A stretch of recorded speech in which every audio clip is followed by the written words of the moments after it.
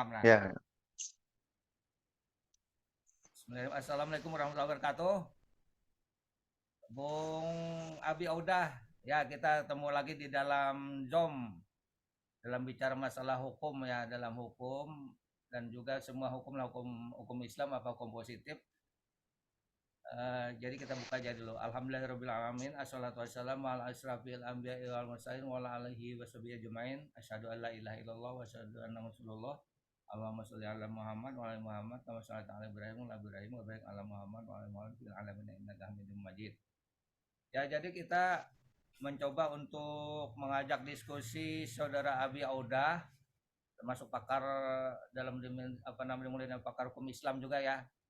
Dan saya juga pernah kuliah di Yogyakarta, Universitas Islam Indonesia, dan juga saya pernah berguru dengan Pak Ashar Basir, filsafat hukum Islam. Makanya saya ini termotivasi dengan beliau juga gitu. Pernah hmm, diajar tentang filsafat hukum Islam. Jadi dalam filsafat hukum internasional yang pernah diajarkan oleh Pak Ashar Basir, yang namanya hukum internasional Islam itu saya masih ingat pertama adalah Al-Anbiya 107 wa marsalnaka illa rahmatan lil alamin.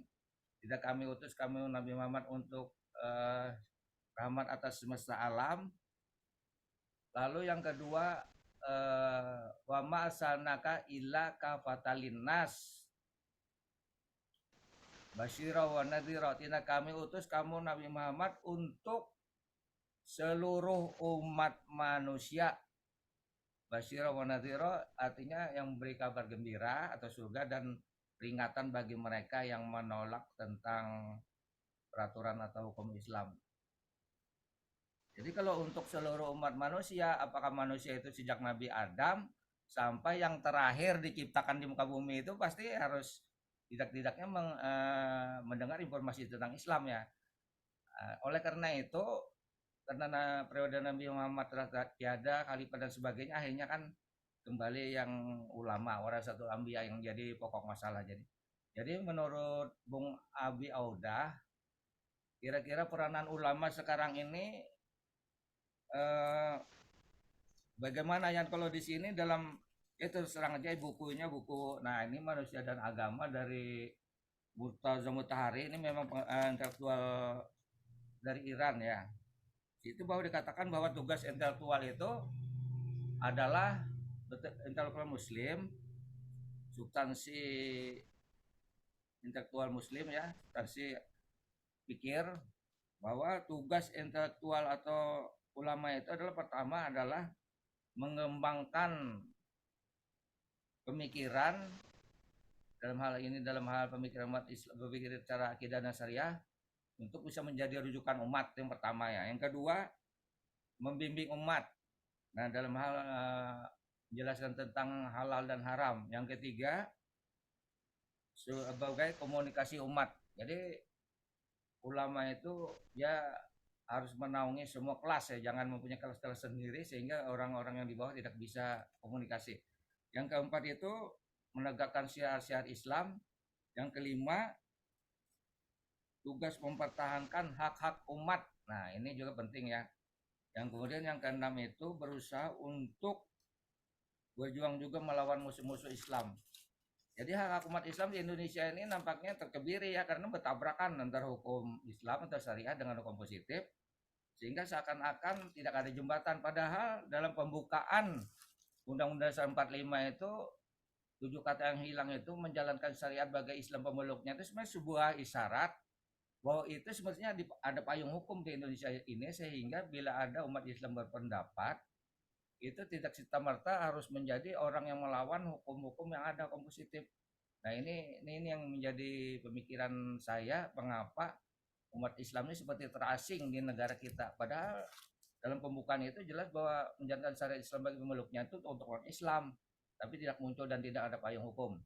Nah maka saya ingin menanyakan kepada Bung apa namanya Abi Audah tentang peranan ulama kita atau katakanlah intelektual Muslim yang namanya eh, apa namanya pemikir-pemikir Islam untuk melihat ini Artinya peranan ulama atau peranan para intelektual muslim itu bagaimana kira-kira menurut Abi Audah sekarang ini atau mungkin dibandingkan dengan masa lalu? Ya silakan Bung Ya, Abi Audah. baik, terima kasih Ya, ya. Alhamdulillah. Ini pembahasannya sangat luar biasa. Nggak mungkin bisa 1-2 episode, nih bisa iya beberapa ini episode nih. makanya kita memulai dulu di Kalimantan Iya, Selatan ini kan baik. Terima kita kasih, Bung kurang Andi. cocok nih. Sebenarnya di Kalsel ini banyak orang-orang hebat ya. Cuma karena belum dapat panggung aja, belum dapat panggung, sehingga dia macam kayak apa tekuhum, pemikiran-pemikiran itu tekuhum karena Iya, anak mau menyampaikan kemana ke media karena media dikat nggak bisa kan karena banyak media kita sudah pro pemerintah jadi apa yang dilakukan pemerintah dianggap baik-baik tapi bagi iya, pengamat-pengamat kebijakan publik kemudian hukum apa itu masih banyak tapi nggak diekspos itu. Nah forum ini buat Abi sangat luar biasa bisa paling tidak kan mendengar nanti ya kalau jadi iya, pembicaraan itu. Nah yang pertama memang sebelum kita masuk ke Islam, ke hukum Islam. Islam itu memang rahmatan lil alamin. Dia tidak berlaku di salah orang mengatakan bahwa Islam itu agama Arab, bukan. Islam itu iya, rahmatan lil alamin ke seluruhnya, iya, ya. Dan tidak hanya di Arab Saudi, dia berlaku untuk seluruhnya gitu, untuk seluruhnya bahkan sampai di Indonesia. Ya. iya, Cuma persoalannya kondisi hukum itu setiap orang itu berbeda-beda gitu ya. Nah, sekarang banyak orang bertanya, kenapa di Eropa itu Islam sedikit lebih banyak Kristen gitu ya. Nah, kalau kita merujuk pada teorinya Ibnu Khaldun bahwa suatu negara itu rakyat itu tergantung agama pemimpinnya. Kalau pemimpinnya agama Islam, maka rakyat umat Islam. iya, Nah, sekarang orang Eropa itu kan pemimpinnya banyak orang Kristen ya Kristen. Oh, otomatis rakyatnya Kristen gitu. Nah di Indonesia ini dulu kan banyak agamanya kan animisme dinamisme, kemudian iya, agamanya apa Buddha gitu ya, apa Hindu Buddha. Gitu. hmm, Nah ketika Islam datang, lalu ada apa kerajaan-kerajaannya, kemudian rajanya jadi Islam, jadi sultan, lalu banyaklah rakyatnya menjadi Islam agamanya, termasuk di Banjarmasin. Kan dulu kan iya. animisme dinamisme sebelum Sultan Surya sama menjadi sultan, nah ya. Ya, jadi Ketika begini Sultan Bung Ade, jadi saya mengerti maksudnya. Jadi artinya bahwa perkembangan hukum atau hukum Islam itu berjalan sesuai dengan zamannya ya kan. Mungkin ya, di ya, ya, Banjarmasin ini ya. dengan adanya Syekh Asar Banjari, makanya saya juga menyoroti sekarang ini kan zaman sekarang ini seperti Putin itu juga dia refleksi kepada hukum Islam sekarang ini. Tetapi Mm-mm, sebelumnya mm-mm. itu apa namanya Mikhail Gorbachev waktu itu kan pro liberalisme atau hukum-hukum Barat Iya. sehingga terjadilah Rusia apa Uni Soviet itu berantakan sampai namanya Rusia pecah-pecah gitu. Nah sekarang Mm-mm, justru Putin ini dia melihat itu semua justru dia apa namanya simpati terhadap hukum Islam bahwa justru dia menyalahkan antara Amerika dan NATO karena Amerika ya, dan NATO ya, ini ya. mengatakan bahwa menghina Nabi Muhammad itu bukan ekspresi atau kemerdekaan berpikir katanya dan dia tidak setuju Mm-mm. dan dia mengatakan bahwa Amerika dan NATO lah penyebab kerusakan di muka bumi ini. Nah, itu Ya, termasuk ya, perkembangan. ya. Ah, ya. Jadi bagaimana Nah, Abi gitu. melihat ya, Ya. Ya, kembali lagi bahwa lalu ketika Sultan Surya Hassan menjadi sultan, lalu orang Banjar sedikit-sedikit sudah memeluk Islam. Lalu masa kejayaannya di masa Syahsat al-Banjari, maka puncaknya di zaman Sultan Adam ya. Itu ya, sudah penerapan hukum Islam sudah diformalisasikan menjadi hukum positif. Itu sudah sangat luar biasa. Nah, kembali ke teorinya Ibnu Khaldun, Turki dulu tuh kan Kristen. Ketika masuk Islam, Islam semuanya. Kemudian ya, Gamal Atatürk menjadi sekuler. Sekarang hmm, si Erdogan Thoyyib Islam lagi kan gitu ya. Jadi iya. satu negara itu rakyat itu tergantung agama pemimpinnya. Apapun Nah, agamanya, nah ini lalu juga yang rakyat saya akan ingin ikut. soroti Bung Adi justru Iya, karena itu sudah nggak kata bisa Bung Abadi dipungkiri kan tentang gitu ya. pemimpinnya, makanya saya ini juga menyoroti masalah imamah tadi itu. Karena kalau dalam masa-masa seperti Syiah itu dia imamah itu tekanan dan sebenarnya kan ini mungkin ya tergantung dari negara masing-masing ya. Jadi di situ itu masalah karena Rasulullah sudah meninggal ya khalifah sampai akhirnya menjadi masalah imam itu penting dan akhirnya juga saya akhirnya terpecahkan dengan Bung Awon yang mengatakan bahwa kepala negaranya ini berpengaruh. Makanya sistem imamah di Indonesia ini nampaknya masih masih agak-agak apa namanya lemah ya dibanding yang di Iya, Iran iya. tersebut. Sehingga Ya, bagaimana menurut Bung Audi tentang celah ini loh, di mana kita ya, bisa memimpin pemimpin yang baik sehingga dia akan bisa berpengaruh ke bawah. Gimana kira-kira? ya, ya. Nah, sekarang kita masuk ke kekinian ya. Jadi kalau macam dulu itu zamannya Hatib Dayan itu Ya, kolaborasi dengan Sultan Suryansa sehingga Islam ya, ya. berkembang. Hukum Islam itu berkembang di Kesultanan Banjar. Kemudian Syahsat Al-Banjari dengan Sultan ada 3 Sultan Tahmidillah, Tamjidillah itu Islam berkembang karena ada spot pemikiran Syahsat Al-Banjari. Kemudian Iya, iya. puncaknya di masa Sultan Adam itu Sabilal sudah diterapkan Undang-Undang Sultan Adam dan itu penerapannya sangat luar biasa gitu. Nah sekarang di Indonesia dulu waktu zamannya Soekarno itu kan dibangkitkan tuh nasionalisme. Iya, iya, Jadi iya. otomatis rakyat Indonesia itu nasionalisme tinggi. Itu sangat luar biasa. Kalau dengar ini, itu sama-sama kita sama-sama dijajah sama Belanda. Maka senasib sepenanggungan. Iya. Sehingga ya sama gitu. Nah, kemudian di masa Soeharto berbicara tentang ekonomi. Maka timbullah kapitalis-kapitalis kecil gitu ya. Kapitalis, tapi dibilang negara kapitalis ya nggak mau juga kan. Sosialis juga bukan juga. Agamis ya bukan juga kan gitu ya. Indonesia ini nggak jelas gitu. Nah, itu kemudian di zamannya Gus Dur sudah mulai sudah mulai agama sudah mulai banyak berkembang sebenarnya ya. Sudah banyak pemikiran-pemikiran berkembang. Nah, sekarang kalau zamannya Jokowi ini kita sudah didoktrin dengan NKRI, kemudian intoleran sebagainya. Akhirnya pemikiran kacau sudah. Nggak jelas Indonesia ini mau kemana. Nggak jelas tuh. Ya, Sudah ya nggak jelas seperti gitu itulah. ya. Karena Indonesia Nah, ini kalau di zamannya, kalau macam Abi sendiri, sebenarnya Abi masih ingin menulis tentang konsep pemikiran konsep negara menurut ya, Soeharto ya. ah, Soeharto itu sebenarnya bukan negara membuat bukan negara Islam, tapi justru pemikirannya itu Islam. Jadi Abi pernah menulis tesis konsep negara dalam agama. Sebenarnya tidak ada konsep negara dalam Al-Quran itu tidak hanya prinsip-prinsip dasar. ya, Ada ya. musyawarah, keadilan, kesamaan. Nah, Soeharto sudah menerapkan itu. Soeharto sudah menerapkan. Coba bayangkan, ini bukan negara Islam, tapi Soeharto membuat Undang-Undang Perkawinan 1 tahun 74. Itu Ya, dilegalkan dari hukum syariat diformalkan menjadi undang-undang.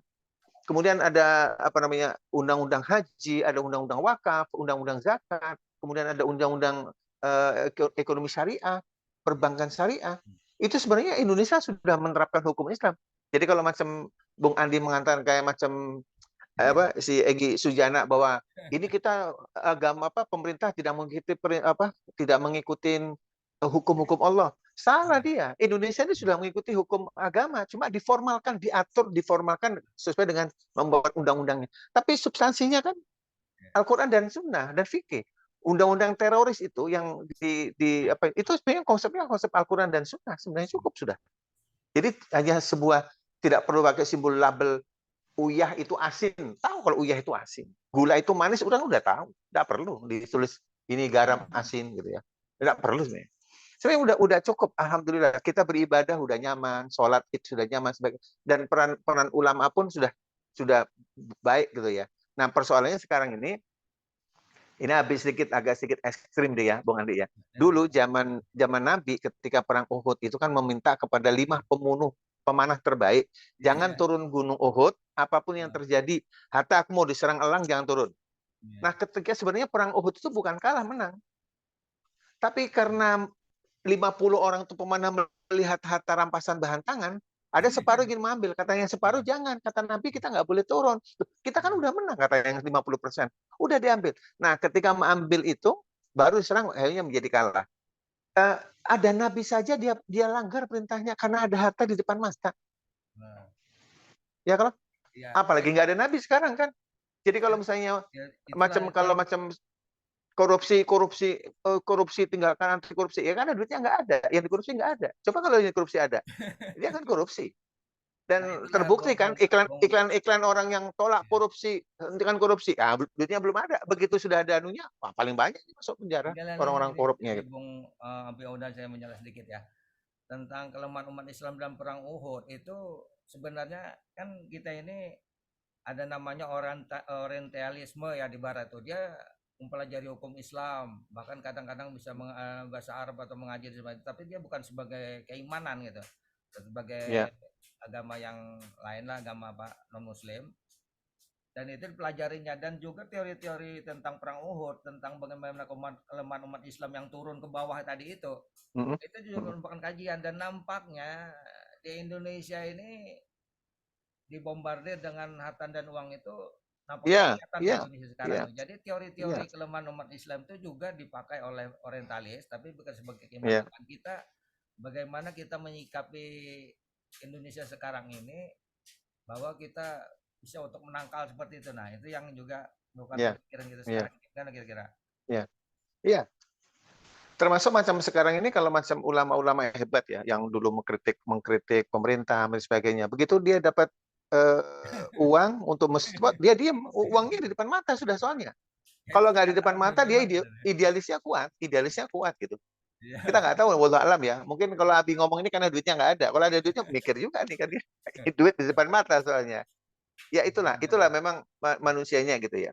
Jadi kalau misalnya perkembangan hukum hukum itu, nah sekarang gini, kalau mungkin Bung Andi orang hukum asli, hukum itu sebenarnya produk politik sebenarnya, Iya, berapa gitu? politik. Iya. Produk politik, termasuk hukum Islam sebenarnya. Produknya di mana? Kebijakan sultan. Kalau misalnya pemerintahan, undang-undang perkawinan saja itu merupakan produk politik hukum kan? Karena perintah meminta. Iya.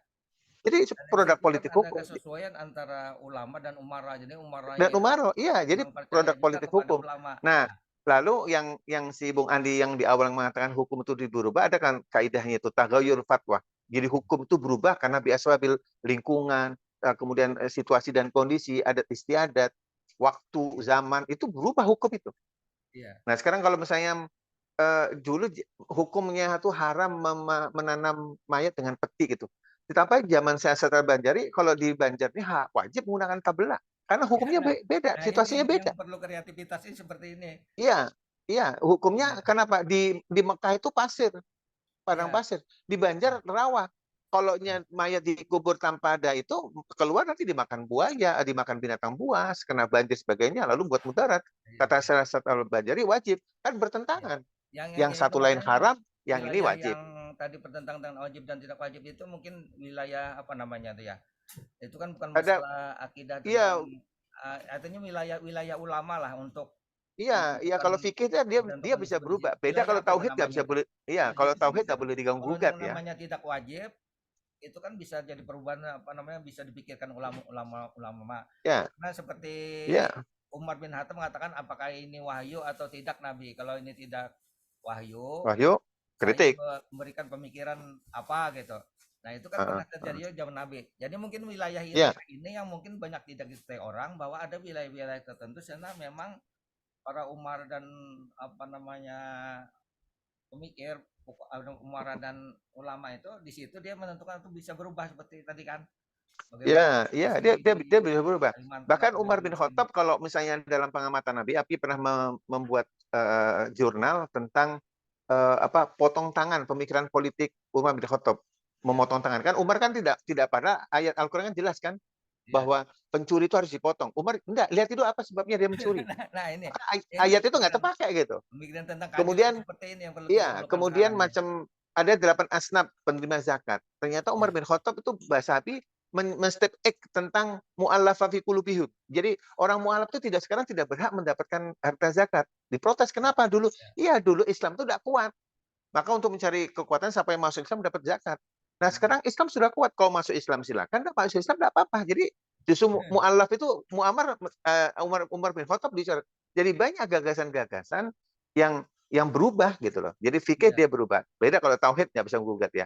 Nah iya, ini iya, iya, iya. sebenarnya peran ulama sekarang ini di Banjarmasin ya. Itu banyak sih harus memberikan kritikan-kritikan atau kebijakan-kebijakan kepada pemerintah apabila tidak memihak kepada rakyat harus bisa dikritik. Tapi Abi mengamati ya, macam mohon maaf ini kayak macam Paman Birin, kemudian si Ibnu Sina menjadi wali kota, kemudian kayaknya nggak ada kritikan, nggak ada harus dipuji semua, nggak ada yang kritik, nggak ada yang salah. Ya Padahal tidak inilah begitu kelemahan signifikan kita untuk di pembangunan ini kan? Kalimantan Iya, Selatan nih Bang Odi. Jadi kritikan-kritik itu iya, kurang kurang memudaya. Kita mengkritik ini justru membantu pemerintahan bahkan juga untuk kita semua kan. Nah, ini makanya kita iya, bangun iya, komunikasi seperti ini dan ini kita apa namanya Nah, share-share persoalannya gini, Bung supaya Andi, kenapa berkembang sekarang? seperti Karena itu. banyak orang-orang yang cerdas itu, ulama-ulama sekarang. Abi berani ngomong ini, karena sudah dekat dengan pemerintah, kemudian pemerintah memfasilitasi, tidak berani mengkritik, karena sudah dapat fasilitas. Nah, itulah kelemahannya. Jadi kalau Udah dapat ulama dulu itu fasilitas. kan artinya Ya, ulama yang dahulu itu kan memang terpisah dengan pemerintahan. Dia ya, yang enggak. dia Kalau umat zamannya, contoh zaman Syed ya, Al-Banjari, kemudian zamannya si Hatib Dayan, terpisah dengan dia masuk ke pemerintahan. pemerintahan itu dalam Ya. rangka ide gagasannya itu dijadikan Nah, undang-undang. ya, ide Bukan mana gagasannya aja proyek tapi bukan orang saya, pemerintah ada kan. bukan mendapat proyek, bukan. Iya. Kalau kalau dulu itu ini gagasan, lalu diterapkan oleh kesultanan, lalu dibuat kayak macam apa konun ya, dari konun, Ya. dari taknin rancangan undang-undang menjadi konun. Eh, Itu lalu diterapkan. Jadi dekatnya kesultanan itu dalam rangka untuk menerapkan penerapan hukum-hukum. ya, Lalu jadi dengan dilegalkan kesepakatan oleh badan sultan. hukum. Kalau sekarang ini Abi berani, ulama-ulama sekarang ini datang ke pemerintah minta proyek. Karena kita ada kegiatan ini, membangun masjid, membangun ini, dapat bantuan, tidak berani mengkritik, sudah. Ya, kalau dulu kan artinya ulama itu tidak di bawah umara kalau dulu kan. Betul. Zaman-zaman. Nah, sekarang Syahsat ini kan Al-Banjari justru itu, Syahsat banyak Al-Banjari ya, ini kalau misalnya ulama-ulama Abi itu di mengamati, bawah kenapa? pemerintah. Iya, kalau orang mau bawa Syahsat Al-Banjari mufti, saya bukan mufti, dia mitra. Iya, Sebab nah kalau itu mufti, benar tuh. dia kalau Mitra. mufti di bawah sultan, anak buahnya sultan, dia nggak berani, dia mufti, dia bisa mengkritik sultan, dia Ya, bisa memberikan masukan sebagainya gitu. jadi Makanya di dalam tulisan Abi itu temuannya bahwa Sabilal itu, kitab Sabilal Muhtadi itu hmm, merupakan taknin rancangan undang-undang. Kemudian ketika diserahkan kepada iya. sultan, lalu menjadi konun. Oh, no, nah ini. Lalu Nah, ini ada waktu sebenarnya Abi diskusi itu, politik yang benar seperti ini. Nah, ini kita harus bangun. ya, jadi Indonesia ada juga ini seperti itu juga. gagasan-gagasan tulisannya itu diserahkan ke pemerintahan supaya ini loh rujukannya. Jadi macam Hmm. bantaran sungai, ya Ya, bantaran ya, ya. sungai kan ini Ya, banyak nih. Ini lagi rame nih masalah bantaran sungai tuh. Itu boleh ulama-ulama memberi gagasan kemudian masukkan ke pemerintah, pemerintah mengkaji. Wah, ini harus dibuat ya, peraturan nih. Haram ya. hukumnya membangun rumah di atas bantaran sungai. Itu ada dalilnya. Iya, ya. Sekalipun itu sudah jadi budaya orang Banjar tapi kalau misalnya pemerintah ulama memberikan masukan, pemerintah berani mengeluarkan perdanya itu. Tidak Nah, boleh apa namanya membangun rumah di atas bantaran sungai kan gitu. Nah, aturannya ya. ulama-ulama kayak gini ini harus memberikan masukan gitu loh. Nah, Iya, sekarang kan iya. nggak ada. Nah, itulah makanya Nah, kayak gitu. seperti saya tadi bahwa ulama yang dulu itu memang tegas artinya antara umara dan eh, ulama itu berbeda. Jadi mereka hanya bekerja Ya, sama dalam hal pemberian masukan-masukan, tapi bukan di ya. bawah pemerintahan gitu. Sehingga Tidak, pemerintah tidak, apa yang tidak, mau tidak. pemerintah bisa terjadi. Ya, ini Bung Andi, Abi Ya, menyampaikan bahwa Sabilal itu merupakan taknin ya. Di dalam Sabilal itu kan ada sholat wajib itu, sholat Jumat itu wajib, tapi apabila tidak akan dicampur menjadi 10 ya. 10 derah kah?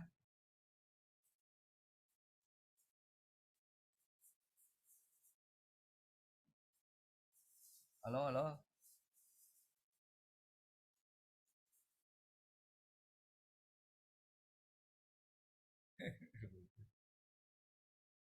Halo.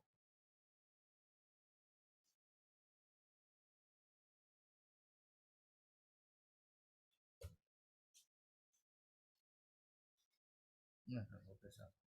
Ah, sudah enggak apa-apa ya.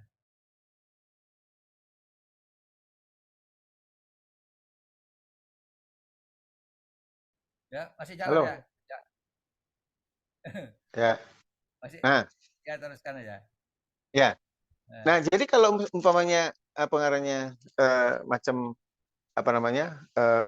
Barang siapa yang tidak sholat Jumat, ya, ya. itu akan didera dengan 10 kali pukulan gitu ya. Itu kan sudah menjadi pidana. Makanya Sabila itu taknin, kemudian diserahkan kepada Sultan menjadi konun. Maka barang siapa yang itu perintah daripada Sultan. Abi pernah bertanya kepada seseorang di Cempaka, Banjarbaru, Iya, ya. itu ada orang yang tidak sholat Jumat. Hmm. Duh, kenapa aja? Oh, karena kalau nunggu perintah pemerintah, kalau pemerintah tidak mewajibkan, aku nggak mau sholat Jumat. Nah, itulah kelemahan Ya, kita sekarang ini. ya. Jadi ada orang yang masih kekeh bahwa apapun yang kalau memang perintah Sultan dia akan taat. Nah, misalnya Jumat khusyuk, maka wajib. Nah, kok zamannya Sultan Harun Saleh itu kan ada Jumat khusyuk, Jumat apa, itu ramai itu. Sehingga ada peran pemerintah yang peduli terhadap agama. Sholat Jumat, ayo, ini, ayo. Itu sehingga orang Ini kayaknya nggak ada, sibuk dengan politik, sibuk dengan pencitraan. Umatnya nggak diperhatiin sekarang ini kan. Jadi menurut Orang talang itu Anda bujur kah? sekarang ini di Kalimantan Selatan ini antara ulama dan umara di Kalsel ini masih bagus atau enggak ya? Bagusnya dalam konteks hubungan apa kepentingan masing-masing. Iya. Tidak ada untuk dalam rangka untuk kemaslahatan umat jauh lebih baik itu buat Abi mah nggak ada. Sekarang mana? Ya, itulah karena memang Peran MUI aja buat Abi nggak ada begitu signifikan. Hanya sebuah nama, kemudian dengan anggaran sekian sudah selesai. ya karena kan Tidak ada misalnya ada sesuatu yang Bung Abi, ya partai-partai ini mempunyai aturan sendiri sehingga kadang-kadang perda-perda syariah juga ditolak gitu. Nah, ini yang repotnya. ya Tapi kita memang di Kalsel ini cukup selektif dengan partai-partai politik sehingga kita merasa kalau partai politik yang memang agak tidak mendukung syariah atau jalim itu kurang diminati juga di Kalsel ini. Bagaimana menurut Abi ini bisa nggak melihat? enggak kalau buat Abi begini, Ya, kita ini kan negara NKRI ya, bukan negara Islam ya. Jadi sebenarnya kalau membuat perda itu tidak harus berbau syariah, tidak usah. Yang penting perda itu kan mungkin ada apa hierarkinya ya, ada tidak keluar dari konteks undang-undang, keluar dari undang-undang 45, ada ya, asal tidak keluar dari situ kan akan diterima. Nah, terkadang yang membuat perda ini dia tahu ceritanya langsung aja maulah, akhirnya bertentangan dengan undang-undang, akhirnya tidak sinkron gitu loh. Jadi karena wajar aja kalau walaupun umpamanya namanya syariah itu pasti ada secara rasional angka tuh pasti bisa diterima. Yang penting kan kalau itu bermanfaat bagi manusia. Nah, di situ intinya kan di situ. Tapi nampaknya itu tidak dimunculkan kemanfaatan untuk manusia itu walaupun dia dari syariah kan. Tapi kalau kita ya memunculkan untuk kepentingan ya bersama untuk manusia, kan nah, gini, yang dikhawatirkan itu nantinya timbulnya ada radikalisme, kemudian khilafah dan sebagainya kan gitu ya. Jadi iya, nanti dikhawatirkan itu tumbuhnya itu kan. Padahal kalau kita renungkan paling berapa persen sih orang kayak gitu tuh kan? Kan masih Indonesia ini masih luas, nggak begitu, nggak usah ditakuti gitu ya. Karena kecemasan pemerintah boleh jadi, karena kecemasan pemerintah, wah ini bisa nanti merusak ini nggak ada lagi kan? Ayo jadi negara Islam tuh, lalu kecemasan itu bisa terjadi. Padahal seberapa sih segelintir orang aja nggak begitu signifikan sebenarnya. Nah, karena kekhawatiran. Makanya kalau misalnya di forum yang sangat baik ini, kalau misalnya membuat perda berkenaan dengan syariah, syariahnya nggak usah disebutin, ya maksudnya nggak seperti itu. usah disebutin. Yang rasional Ya, itu yang penting substansi perda itu sendiri gitu nah. Yang penting substansinya. yang kita munculkan itu substansinya. Yang penting Paling substansinya. kita Kemudian perlu bisa waktu, Bung diterima oleh masyarakat udah selesai. Bung Abi Auda perlu waktu untuk bisa menyesuaikan bahwa sebenarnya syariah itu sesuai aja dengan angka pikiran, cuma mungkin komunikasi atau cara membenahinya aja yang berbeda. Ya Ya, mungkin untuk sementara ya. ini saja Bung Abi Auda kita memulai tentang diskusi-diskusi kita tentang hukum dan juga termasuk hukum Islam. Nah, mungkin akan kita lanjutkan di kemudian hari. Eh, Aku lupa lihat Wassalamualaikum warahmatullahi wabarakatuh. Sampai ketemu lagi Bung Abi Auda Salam. di lain kesempatan. Ya, Terima makasih. kasih.